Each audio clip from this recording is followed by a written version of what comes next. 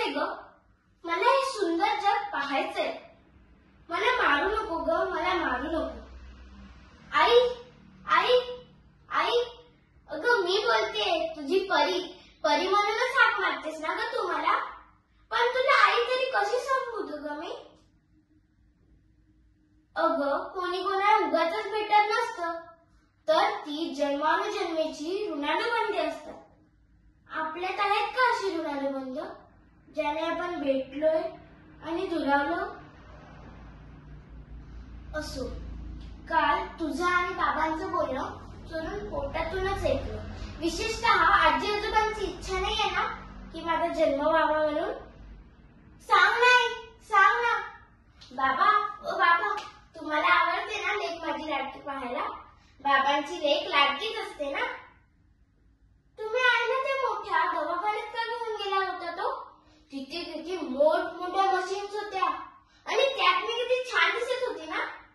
आजी, अगं आजी, तू त्या आईला कडू औषध का दिलंस ग?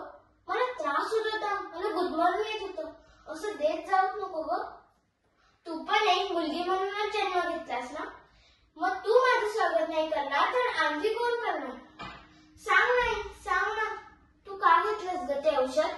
मला त्रास होत होता, मला गुदमरून येत होतं. अगं तू मला एकदा जन्माला घालून तर बघ. तुझंच रूप पाहशील माझ्यात अनेकदा. मी कोणाची मुलगी, बहीण, पत्नी तर कोणाची आई. मग तुला मला गर्भातच मारण्याची का ग घाई? सांग नाही, का ग तुला घाई?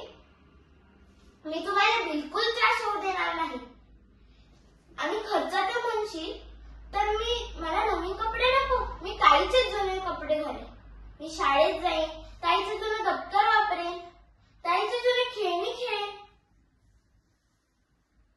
तुम्हाला बिलकुल त्रास होऊ देणार नाही. शिकून खूप मोठी होईल आणि स्वतःच्या हुंड्याची तयारी करेन. आता मला तूच सांग, उद्या तुम्हाला काढून टाकायला दवाखान्यात जाणार आहेस. याचं मी दुःख मानू की तू काही क्षण माझ्या डोळ्यासमोर आहे याचा आनंद मानू? सांग नाही, सांग ना.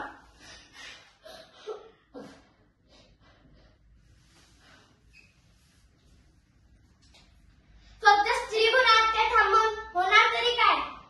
मुलींच्या संरक्षणाची जबाबदारी घेणार तरी कोण?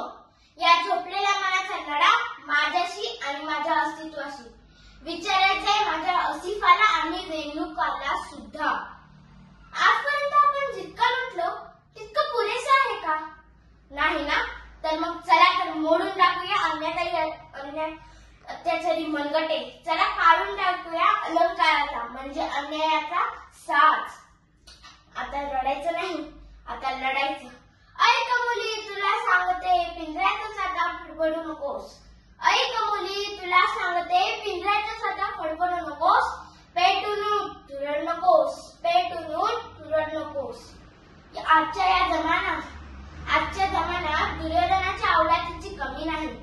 आजच्या जमान्यात दुर्योधनाची अवलादीची कमी नाही. वाचवायला येईल कृष्ण कोणी याची सुद्धा हमी नाही. वाचवायला येईल कृष्ण कोणी याची सुद्धा हमी नाही. बांगड्या घातल्या माणुसकीने मदतीसाठी तू ओरडू नकोस. बांगड्या घातल्या माणुसकीने मदतीसाठी तू ओरडू नकोस. ऐक मुली, तुला सांगते, पिंजऱ्यातच आता फडफडू नकोस. ऐक मुली, तुला सांगते, पिंजऱ्यातच आता फडफडू नकोस. पेटून तुरड नकोस, पेटून तुरड नकोस. धन्यवाद.